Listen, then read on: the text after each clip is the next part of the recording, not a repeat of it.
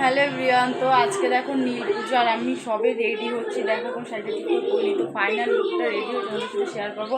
আর এইদিকে দেখো এ রেডি হয়ে গেছে, এখনো অর্ধেক হয়েছে, মানে শাড়িটা পরা, কিন্তু আমার শাড়িটা পরা হোক তারপর তোমাদের সাথে শেয়ার করবো। আর এদিকে দেখো আমার মা পুজো দিচ্ছে, পুজো দেওয়া হয়ে গেছে আর আমরা রেডি হয়ে বেরোবো, যেহেতু এখন 10টা বাজে।